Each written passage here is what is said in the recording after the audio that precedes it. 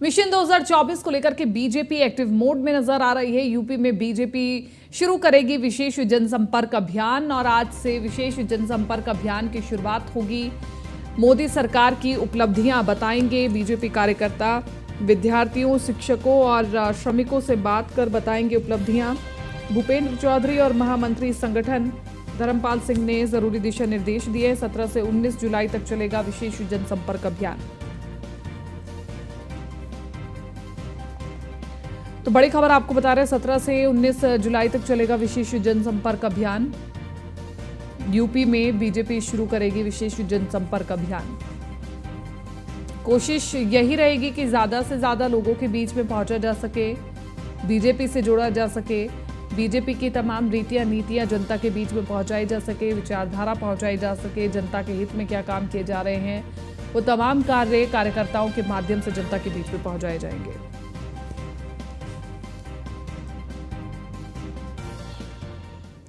CM Yogi Adityanath को गोरखपुर का दौरा है और सीएम योगी के गोरखपुर दौरे का तीसरा दिन है आज और गोरखपुर में सीएम योगी लगाएंगे जनता दरबार। जनता दरबार के बाद लखनऊ लौटेंगे सीएम योगी आदित्यनाथ।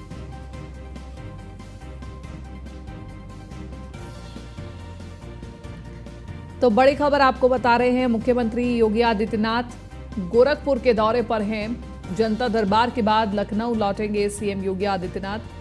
जनता दरबार में फरियादियों की सुनेंगे फरियाद। सीएम योगी के गोरखपुर दौरे का तीसरा दिन है आज।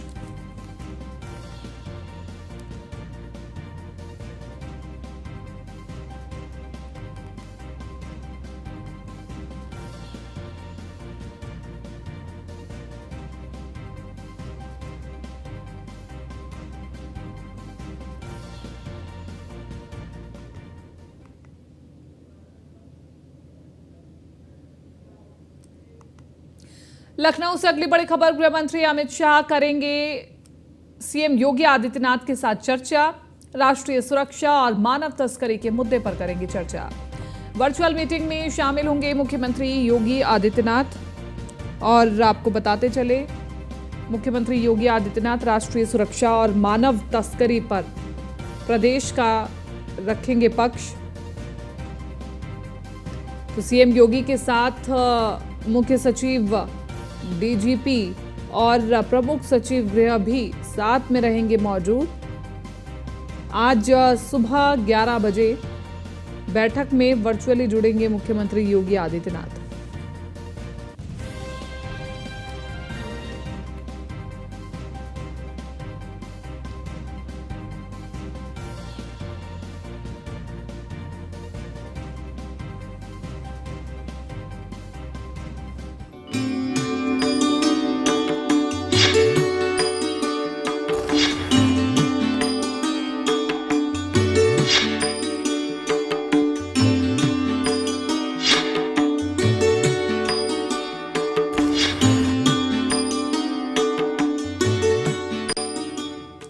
सावन का पवित्र महीना चल रहा है और आज सावन का दूसरा सोमवार भी है, सोमती अमावस्या भी है। तो ऐसे में शिवालयों में बड़ी संख्या में भक्त पहुंच रहे हैं भगवान शिव का आशीर्वाद प्राप्त करने के लिए।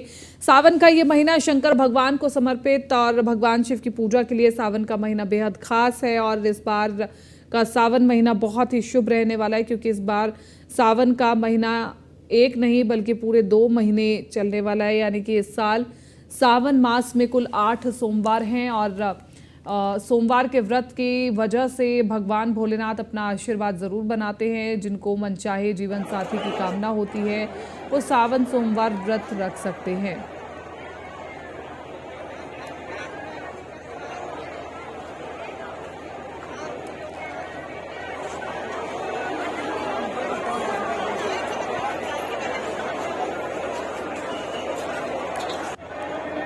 तो देखिए, आज सावन का दूसरा सोमवार है। ऐसे में भक्त बड़ी संख्या में शिवालयों में पहुंच रहे हैं, भगवान भोलेनाथ पर जलाभिषेक कर रहे हैं, बेलपत्र चढ़ा रहे हैं। सावन का ये महीना बेहद खास है, अधिका मास भी है इस बार और 8 सोमवार पड़ रहे हैं, तो भक्तों को ज़्यादा मौका मिलेगा भगवान भोलेनाथ को रिझाने का, मनाने का। और भगवान भोलेनाथ अपनी कृपा सब पर बनाए, यही सभी की कामना भी है। भगवान भोलेनाथ को अगर जल से भी अभिषेक कर दिया जाए तो भी वो प्रसन्न हो जाते हैं। लेकिन अगर पूरी पूजा विधि अपनाई जाए तो भगवान भोलेनाथ का विशेष आशीर्वाद प्राप्त होता है। तमाम मंदिरों से हम तस्वीरें आपको दिखाने की कोशिश कर रहे हैं कि कैसे भक्त बड़ी संख्या में पहुंच रहे हैं। कतार जो है बाबा भोलेनाथ के मंदिर पहुंचने की वो टूट नहीं रही है। ऐसे में ये बहुत ज़्यादा जानना ज़रूरी हो जाता है कि भगवान भोलेनाथ किन किन चीज़ों से प्रसन्न होते हैं।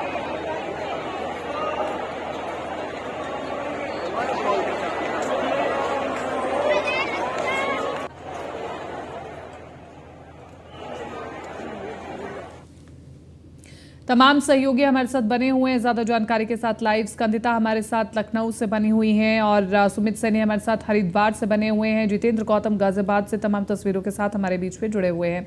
स्कंदिता, मैं सबसे पहले आपका रुख करना चाहूँगी। आप मुझे बताएं कि आप लखनऊ के कौन से मंदिर में हैं और बाबा के भक्तों का कितना उत्साह देखा जा रहा है और सावन का ये सोमवार उनके लिए क्यों खास है?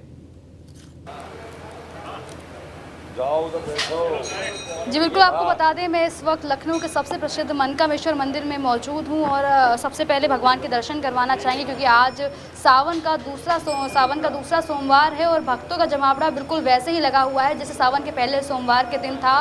मनकामेश्वर मंदिर के बाहर सुबह 5 बजे से 4 बजे से लोग 2-2 किलोमीटर की लाइन लगाकर खड़े हुए हैं। भक्तों का जमावड़ा लगा हुआ है और सबसे पहले भगवान के दर्शन करवाना चाहेंगे अपने भक्तों को, दर्शकों को, सबको एक बार, क्योंकि साक्षात मनकामेश्वर मंदिर है और यहाँ पे जो बाबा हैं वो काफ़ी ज़्यादा सिद्ध हैं। ऐसा बताया जाता है कि यहाँ पर कई बार बाबा ने दर्शन दिए हैं, लोगों को साक्षात दर्शन हुए बाबा के। तो कहीं ना कहीं लोगों का मानना है, लोगों की आस्था इतनी ज़्यादा है बाबा के साथ में कि सुबह 5 बजे से लोग लाइन में लगे हुए हैं, आ रहे हैं और भगवान को तमाम वो सारी चीज़ें हैं, बेलपत्र हो या फिर भांग हो, धतूरा हो, पुष्प हो, दूध से नहला रहे हैं भगवान को, शहद से नहला रहे हैं, दही से नहला रहे हैं। लोगों की भीड़ आप देख पा रहे हो कितनी ज़्यादा भीड़ लगी हुई है। लोग बाबा के दर्शन करने को आए हैं। यहाँ पर जो लोग मौजूद हैं उनसे भी जानना चाहेंगे, बात करेंगे। कितने खुश हैं? बहुत ज़्यादा खुश हैं। सुबह से लगे थे लाइन में, अब जाके नंबर आया है। बहुत ही ज़्यादा खुश हैं। क्या कुछ लाए चढ़ाने? बेलपत्र लाए हैं, बाकी जो भी सामग्री चढ़ाई जाती है वो सारी लाए हैं। अच्छा, तो आज का दिन बेहद खास, सावन का दूसरा सोमवार, क्या सोच के आए हैं? क्या दूध चढ़ाने आए हैं आज? जी, दूध है, गंगा जल है, बेलपत्री है, फूल पत्र हैं, सब है। क्या सोच के आए? क्या मनोकामना मांगे? मनोकामना तो यही है, बस भोले बाबा सबका अच्छा करे, सबको खुश रखे बस। हर हर महादेव। आप लोग जो हैं उनमें उत्साह इतना ज़्यादा है और दर्शन करने आए हैं भगवान को। तमाम बेलपत्र, भांग, धतूरा लेकर आए हैं चढ़ाने के लिए। कोई दूध से अभिषेक कर रहा है, कोई जल से अभिषेक कर रहा है, तो कोई दही से अभिषेक कर रहा है, शहद। तमाम लोग ऐसे हैं जो भोलेनाथ को इत्र चढ़ाने को भी लेकर आए हैं। तो लंबे समय से लाइन लगे अपनी बारी का इंतजार करते हुए भक्त, जैसे उनका नंबर आ रहा है तो उनके चेहरे पर एक खुशी देखने को मिल रही है। बिल्कुल, हम भक्तों के चेहरे पर खुशी देख पा रहे हैं और आप मनकामेश्वर मंदिर में भी मौजूद है, यानी कि जो मन की बात सुन लेते हैं भोले बाबा, उस मंदिर में आप मौजूद हैं और बाबा भोलेनाथ बहुत जल्द ही भक्तों के मन की बात को सुनते हैं। हम लौटेंगे आपके पास स्कंदिता, ज़्यादा जानकारी के लिए हमारे साथ जितेंद्र गौतम भी बने हुए हैं गाजियाबाद से। जितेंद्र, गाजियाबाद में अभी तक तो हम देख रहे थे कि कावड़ियों का ही जमावड़ा लगा हुआ है, लेकिन अब देखिए कि जल चढ़ चुका है, कावड़ भी चढ़ चुका है। ऐसे में सावन का ये दूसरा सोमवार, भक्तों का उत्साह फीका तो नहीं पड़ा?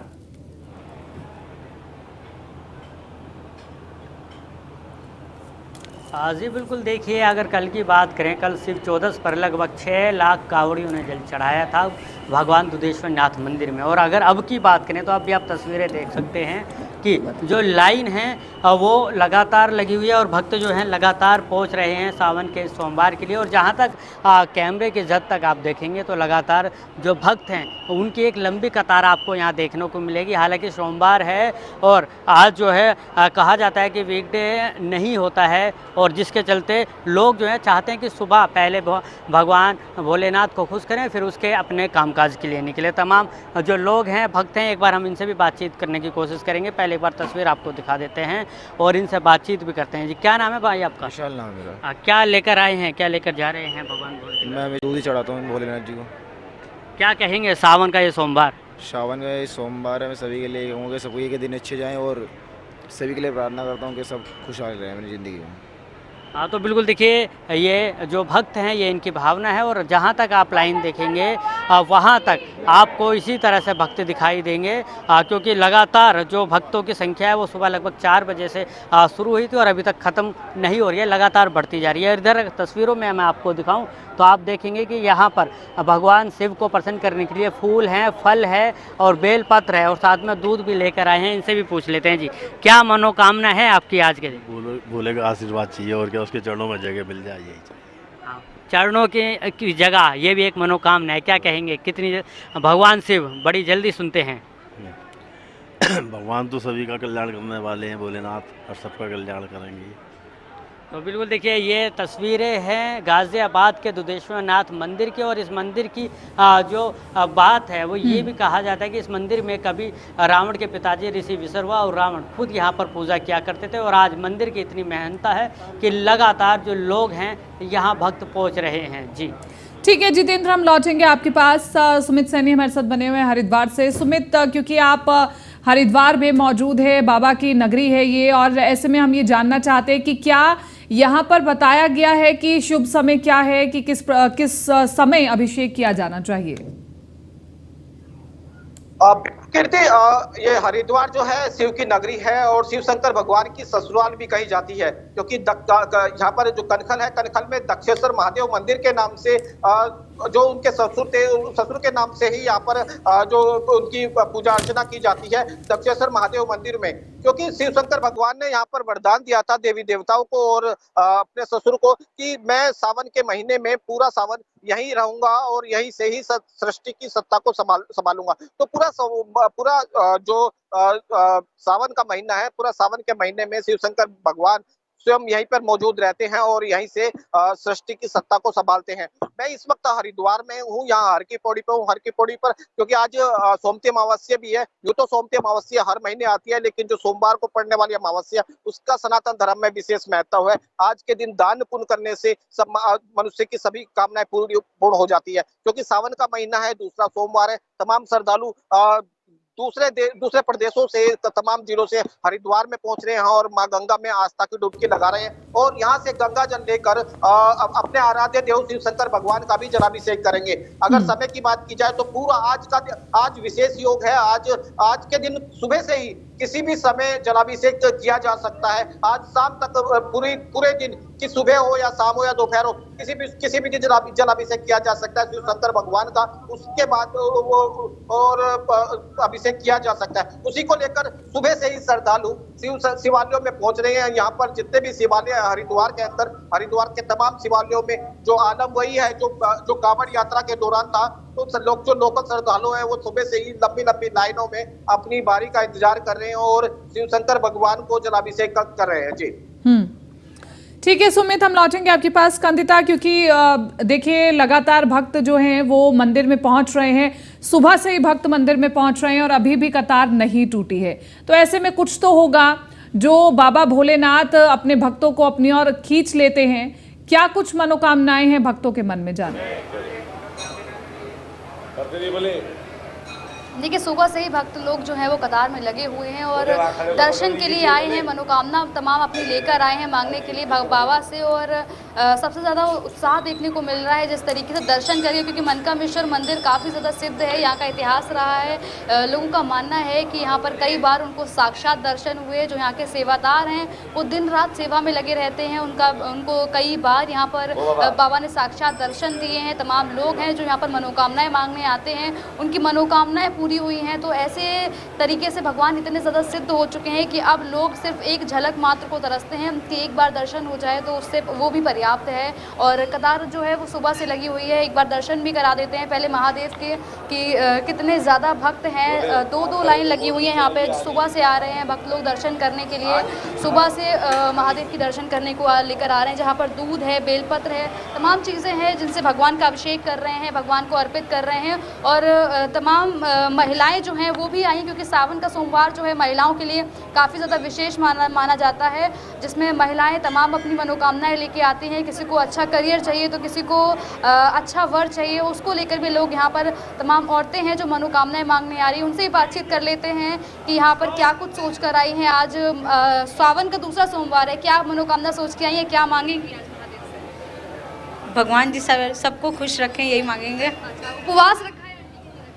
मैं तो बराबर रह रही, मेरे तो इधर एक दिन छोड़ के बराबर चल रहे, क्योंकि उधर प्रदोष पड़ा है उधर। मैं 40 साल से आ रही हूँ, मेरी शादी यही हुई, पास ही यही रहते हैं। मैं 40 साल से आ रही हूँ। क्या सोचा है आज, क्या मनोकामना मांगेंगी? मैं तो सबका भला मांगती हूँ। मेरे समधी जी बहुत बीमार हैं दरअसल में, उनको कैंसर डिक्लेयर हो, मुझे भी हुआ था कैंसर, लेकिन मेरी आस्था थी तो हम भी ठीक हुए। तो अब हम इसीलिए रोज़ उनके बहाने उनके लिए एक लोटा जल चढ़ाते हैं और कहते हैं हे प्रभु उनको लंबी आयु दे, वो भी ठीक हो जाए, जिससे बस उनको कैंसर डिक्लेयर हुआ है, तो इसलिए। अच्छा, इसके अलावा महंत भी मौजूद हैं, दिव्या गिरी जी हैं, महंत हैं यहाँ पर लखनऊ मनकामेश्वर मंदिर की, जो कि लोग यहाँ पर आते हैं उनके दर्शन करने के लिए, तमाम जो चीज़ें हैं वो भी उनसे जानकारी लेते हैं। सबसे पहले तो मैम जानना चाहेंगे, आज सावन का दूसरा सोमवार है, जितनी भीड़ पहले दिन थी आज भी उतनी ही भीड़ है? जी बिल्कुल, थोड़ा सा 8 सोमवार मिलने की वजह से लोगों को सहूलियत है, वो कभी भी 8 दिनों में आके दर्शन कर सकते हैं। जो पूरे वर्ष भर व्रत नहीं रख पाते हैं वो ये 4 या 8 सोमवार रखेंगे तो भी उनको उतना ही पुण्य प्राप्त होने वाला है। आज चूँकि एक विशिष्ट दिन और जुड़ गया है, सोमवती अमावस्या। जब अमावस्या अगर सोमवार को पड़ती है तो उस दिन जो पूजन अर्चन होता है महिलाओं के लिए विशेष हो जाता है। विवाहित जो स्त्रियाँ हैं वो पीपल के वृक्ष का पूजन अर्चन करती हैं, फेरी देते हैं नाना प्रकार की सामग्रियों से, जिससे कि उनके पति की दीर्घायु और अन्य संपन्नता बनी रहे। लोगों की और भी क्या कुछ मनोकामनाएं, किस तरीके से भगवान को आज खुश किया जा सकता है? देखिए, वैसे तो वो एक लोटे जल से ही प्रसन्न होने देवता है, परंतु अगर जो भी आपके साथ में उपलब्ध सामग्री हो वो उसको अर्पित करें। बेलपत्री आप अर्पित कर सकते हैं और बेहतर होगा कि जो आसपास की जो आपके वहाँ जिस जनपद में आप रह रहे हैं वहाँ की नदियों का जल अगर उनको अर्पित करेंगे तो वो विशेष फलदायी रहेगा। आप यहाँ पर महंत हैं और मनकामेश्वर मंदिर काफ़ी सिद्ध है, लोग एक झलक मात्र को तरसते हैं बाबा की। आपसे जानना चाहेंगे क्या कुछ सिद्धियाँ हैं मनकामेश्वर मंदिर?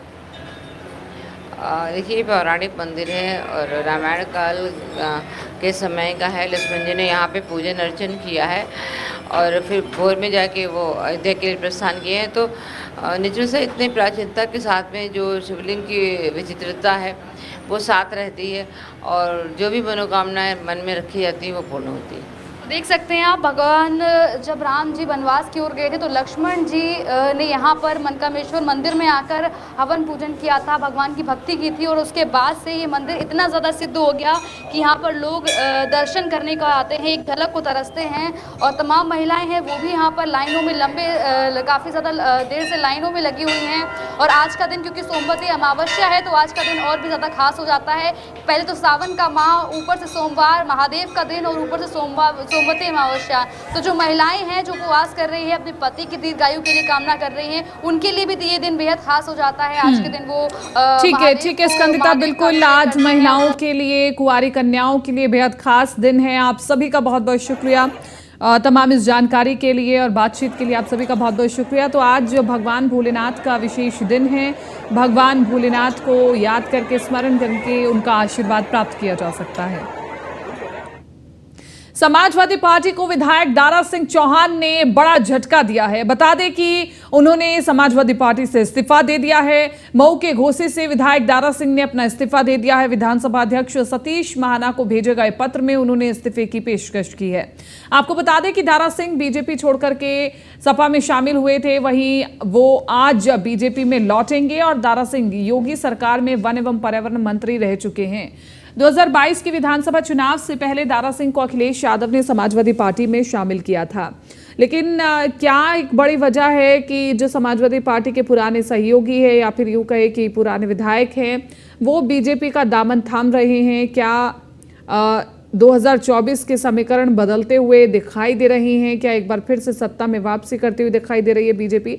तो देखिए, पूर्वांचल के कद्दावर नेताओं में से हैं दारा सिंह और पिछड़ी जाति के चौहान बिरादरी की संख्या काफ़ी अधिक भी है पूर्वांचल में।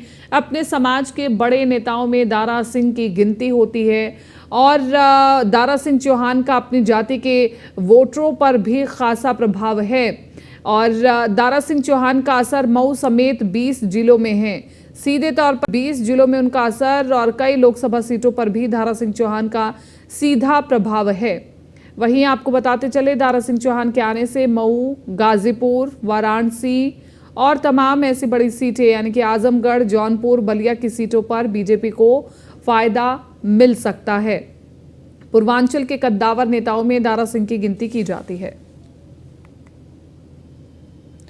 तो देखिए, पिछड़ी जाति की चौहान बिरादरी की संख्या काफी है और ऐसे में सीधा प्रभाव रखते हैं दारा सिंह।